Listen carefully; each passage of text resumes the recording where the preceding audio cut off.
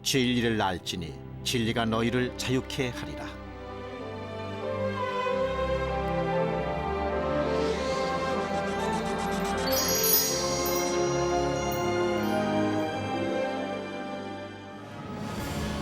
(5,000년) 이 한국의 역사에서 이 기독교가 차지하는 시간은 겨우 120년입니다. 천주교가 이 들어온 시간을 합한다 해도 한반도의 이 복음의 역사는 그리 긴 시간이 되지 않습니다. 그렇다면 기독교가 들어오기 전 한반도는 어떤 종교에 사로잡혀 있었을까요? 미신적이고 주술적인 샤머니즘과 유교와 불교의 찬상, 이 모든 것이 기독교가 뿌리 내리는데 엄청난 걸림돌이 됩니다. 이 놀라운 점은 조선을 찾은 이 외국인 선교사들이 이 구습을 깨트리는데 매우 큰 역할을 했다는 사실입니다. 그 방법은 무엇이었을까요? 바로 서양의 발전된 의술과 교육이었습니다.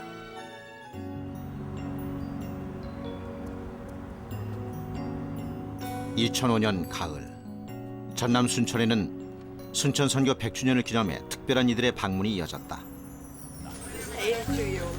100여 년 전 복음 사역을 하던 선교사의 자녀들, 그들의 부모가 사역했던 순천과 전남 동부 지역을 방문해 선교 100년의 역사와 그 열매들을 확인해 보기 위해서였다.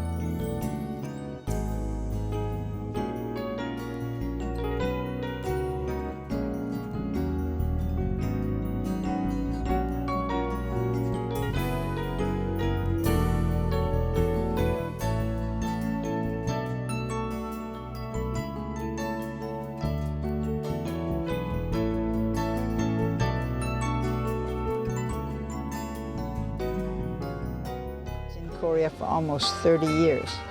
And it's wonderful to be back and to see in particular how you have preserved. 하느님의 우리 여기 한국 선교사로 일하라고 보냈는데 대단히 감사합니다.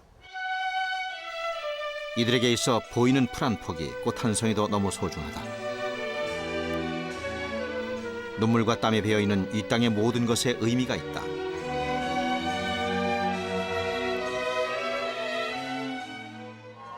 지금으로부터 120여 년 전, 단단히 높이 쌓여진 쇄국의 벽은 해외 선교사의 입국조차 허락하지 않았다. 해외 선진 국가들과의 교류 조약은 성립됐지만 그것은 의료나 교육 등에 한한 것이었다. 하지만 하나님께서는 불가능해 보이는 그 작은 틈으로 기적을 일으키셨다. 1884년 12월에 있었던 우정국 낙성식에서 갑신정변이 일어난다. 이때 왕족 중 한 사람인 민영익이 자기의 칼에 맞아 중태에 빠지는 사건이 발생하게 된다. 장안에서 유명하다는 한의사를 모두 불러 치료했지만 회복은 불가능해 보였다. 결국 외교관의 공이었던 서양의사 알렌이 서양식 수술로 치료하게 됐는데 당시로는 신선한 충격이었다.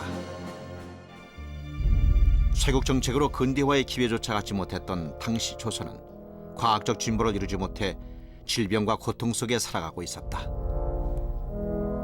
당시 알렌은 자신의 선교 보고서에 이런 글을 쓴 적이 있다.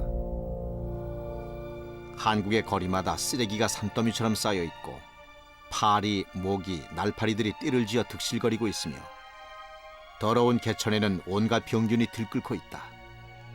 또한 집집마다 파리, 빈대, 벼룩이 없는 집이 없다. 천연두, 매독, 회충 등은 흔해 빠진 병이고 종기나 무좀 같은 피부병은 거의 모든 사람들이 걸려 있다. 정부의 신망을 얻은 알렌은 갑신정변 때 처형당한 홍영식의 집을 하사받아 병원을 개설하게 된다. 이것이 현재 복원된 광해원의 모습이다. 광해원은 조선정부의 왕립병원으로 귀족과 양반계층을 진료했다. 광해원의 내부에는 당시 사용했던 수술 도구들이 잘 보존돼 있는데 당시의 의료 수준을 짐작하게 한다.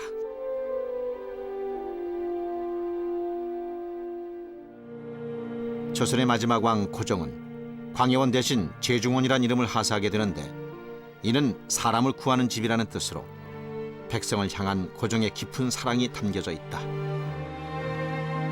제중원은 개원 1년 만에 환자 수가 1만 명에 달할 정도로 그 역할이 확대됐고 몇 차례 이전을 거치는 동안 더 많은 선교사들이 이곳에서 일하게 된다.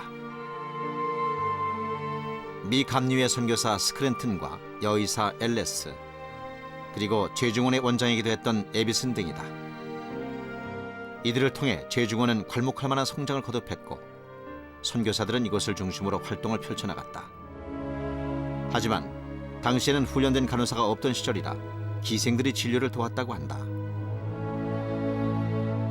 우리나라 최초의 민간병원은 미국 북감리교 의료선교사인 스크랜튼에 의해 시작된다.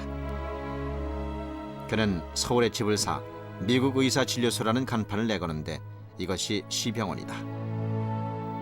스크랜튼은 아현동과 상동에 지병원을 세워 무료 진료를 시작했는데 1887년 상동의 진료소를 확장해 이를 서울 남대문 상동병원이라 불렀다.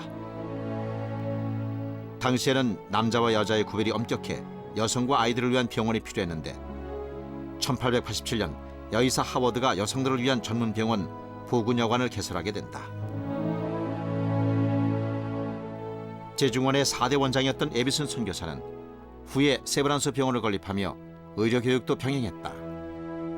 처음에 아마 틀림없이 외국인들이 들어왔을 때 의심이 많았을 겁니다. 그러나 그 병원을 세우고 의학 교육을 하고 실제로 더 나은 세상을 미래지향적으로 그건 누구든지 양반만 교육받는 게 아니고 서민층도 이렇게 교육받을 수 있다라는 것을 강조를 하는 기독교 정신에 의해서 아마 사람들이 그걸 접했을 때 이게 뭐 의심할 만한 것은 아니고 참 좋은 거구나. 기독교가 뭔지 좀 더 알아야 되겠다. 나도 신자가 돼야 되겠다. 그런 마음이 들지 않았을까라는 생각이 듭니다.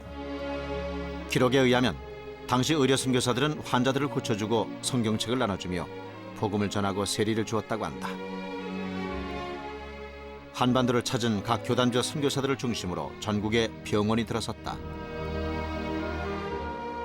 북장로회는 서울과 평양, 경북 대구에 진료소를 개설한다. 미감리회 역시 서울을 거점으로 황해도와 강원도에 병원을 세웠고 남장로회는 전라도 지역에서 활동했으며 그 외 캐나다 선교회와 남감리회의 병원들도 세워졌다. 놀랍게도 이 당시에 세워진 병원들은 지금까지 그 명맥을 유지하고 있다. 뿐만 아니라 의료활동과 함께 병행된 전문 의료인 교육은 한국 의학을 세계적인 수준으로 높이는 데 주도적 역할을 하게 된다. 또한 가난하고 병든 자들을 위해 베풀어진 선교사들의 헌신적인 치료는 복음 사역의 열쇠가 되어 민심 속에 깊이 스며들었다. 한국 정부가 직접적인 복음 전파 활동을 허락하지 않았습니다. 이때 이들은 교육과 의료를 통해서 우리 민중들에게 필요한 것을 공급을 했습니다. 한국의 젊은이들을 일깨우고 우리 민족의 소망을 갖게 한 중요한 역할을 했습니다. 지리산 노고단에서 그리 멀지 않은 왕시루봉. 이곳에는 90여 년 전 지어진 해외 선교사들의 수양관이 아직까지 보존돼 있다. 구한말과 일제강점기의 선교사들이 풍토병을 피해 쉼터로 이용하던 이곳은 선교 전략을 수립하는 작전소로 활용되기도 했다. 무엇보다 사역에 힘들 때면 연약한 모습 그대로 하나님 앞에 나아가 쉼과 위로를 받으며 영적 재충전을 받았던 곳이다. 남장로교만 해서 67명이 풍토병으로 죽었습니다. 지금 생각하면 수액 하나만 있어도 다 살릴 수 있는 환자들인데 선교하기가 굉장히 어려운 환경이었고 또 이제 그 풍토병을 피하려고 선교사님들이 지리산에 들어갔는데 그 유적지가 남아 있는데 그런 유적지들을 이제 잘 보존해야 되는데 기독교계에서 한국의 복음을 전파하며 평생을 사역했던 선교사들을 기념해 묘비를 세우는 일은 그들의 헌신과 사랑에 비할 때 너무나 작은 선물인지도 모른다.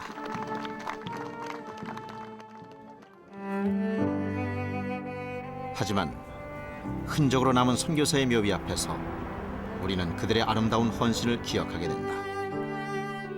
또한 이들의 헌신이 한국 부흥 역사의 초석이 되었음을 다시 한번 확인하는 것이다.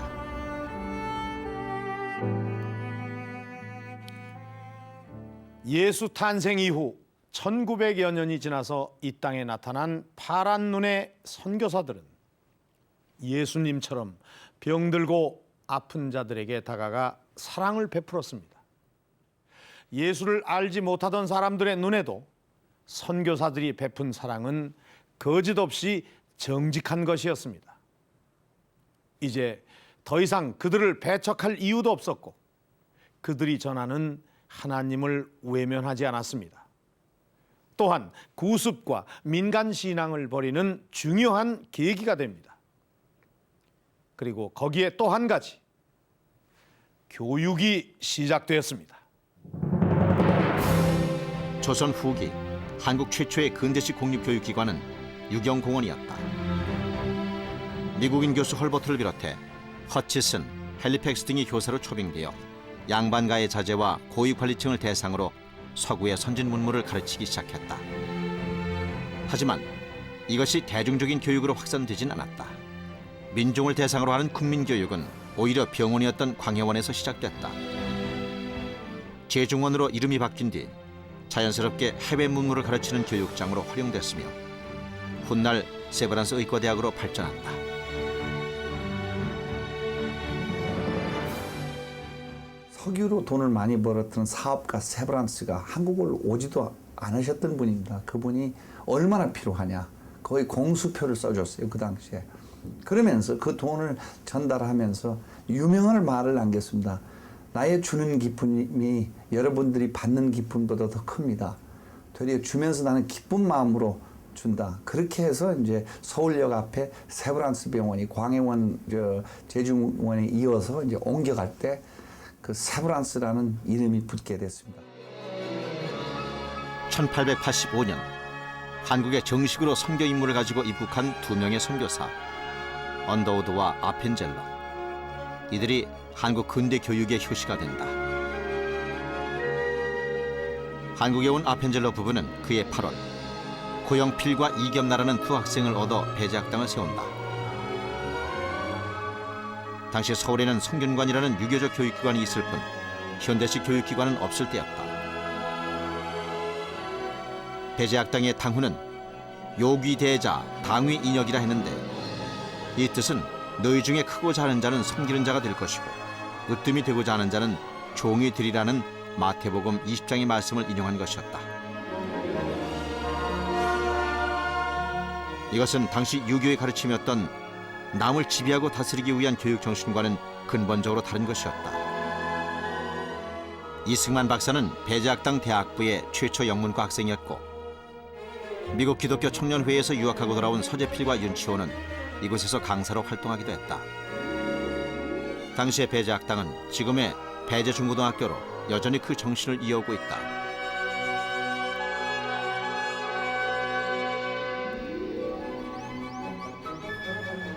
아펜젤러와 함께 한국에 온 장로교 선교사 언더우드는 1886년 구하원 형식으로 부모 없는 아이들을 돌보며 체계적인 교육을 시작한다. 이것이 경신학교의 효시인 언더우드 학당이다.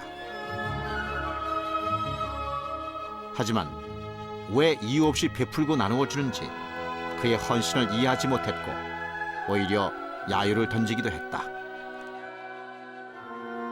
뭐하러 고아들을 데려다 잘 먹이겠어요? 아이들을 깨워다 잡아먹는 거래요. 아이고, 그뿐이 아니래요.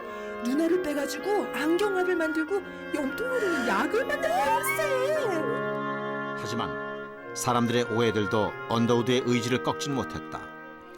경신학교는 기독교 교육을 바탕으로 학생들이 자급자족할 수 있도록 한국 최초의 실업교육도 실시한다.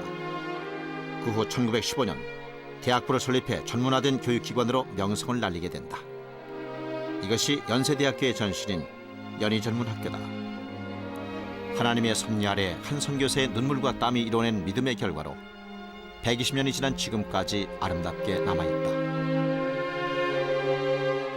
당시 선교사들의 교육 사역에 영향을 받아 민족적 지도자들이 중심이 돼 설립한 학교 중에 오산학교가 있다.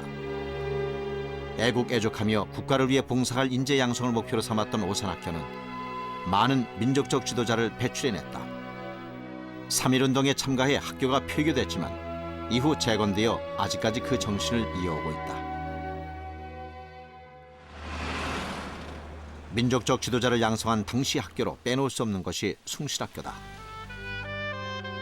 설립된 지 올해로 110년을 맞이하는 숭실대학교는 기독교 정신을 바탕으로 북장로교 선교사 배위량 박사에 의해 설립됐다.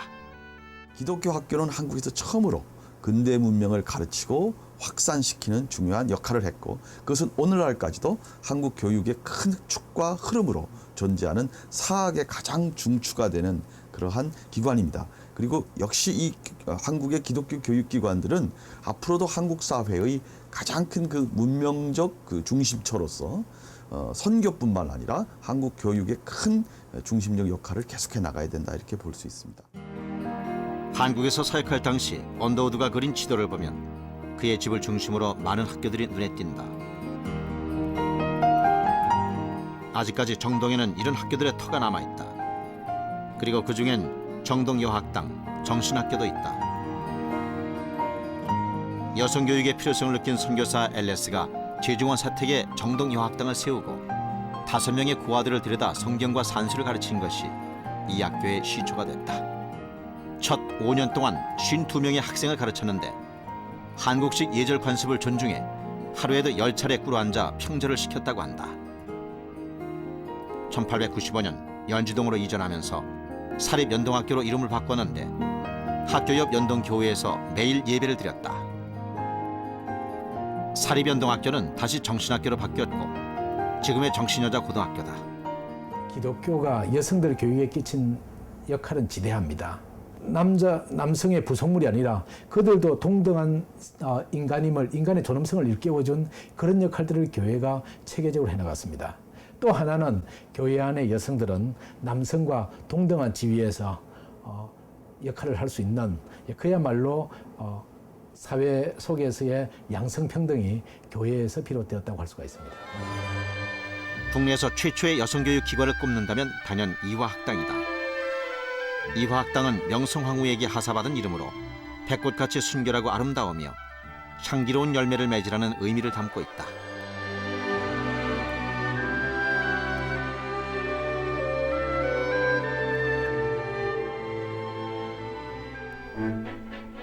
이화학당은 1886년 지금의 서울 중구 정동에 세워지는데 초등학교 과정에서부터 대학 과정까지가 함께 실시됐다.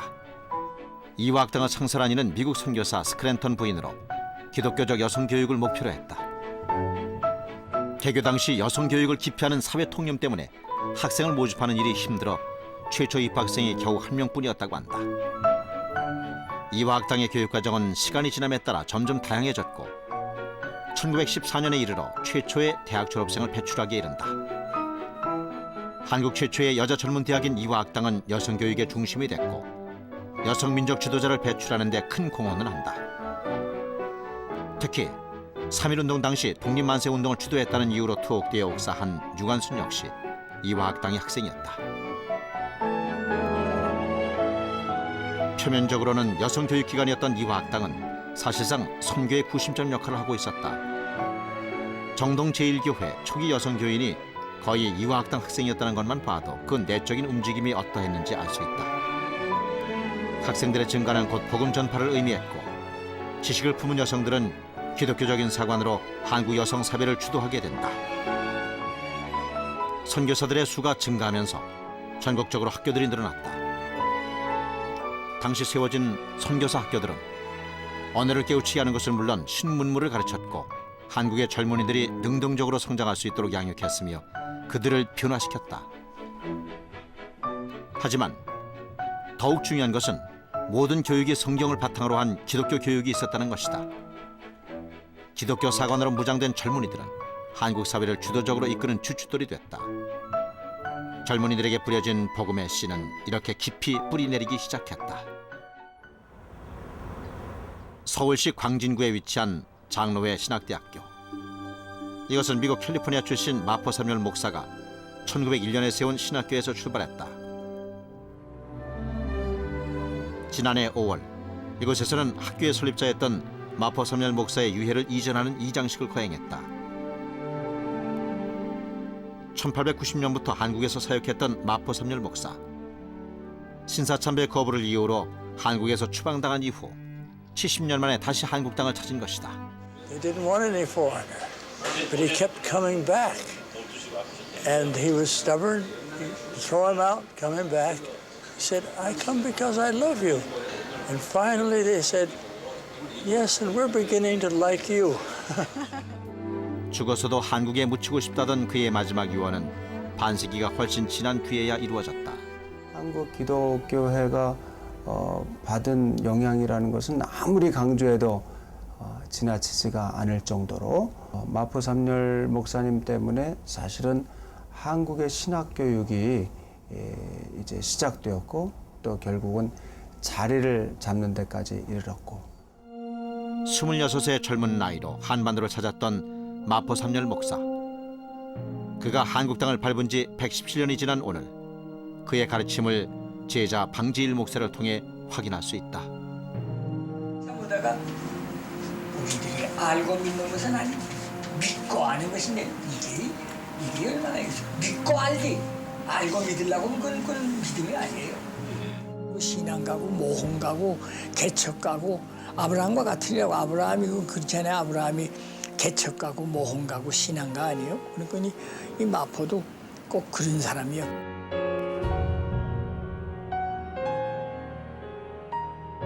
그는 신학교의 설립자로 교회의 담임 목사로 서약했을 뿐 아니라 여성 교육자로 열정을 불태우며 한국을 위해 힘써 일했다.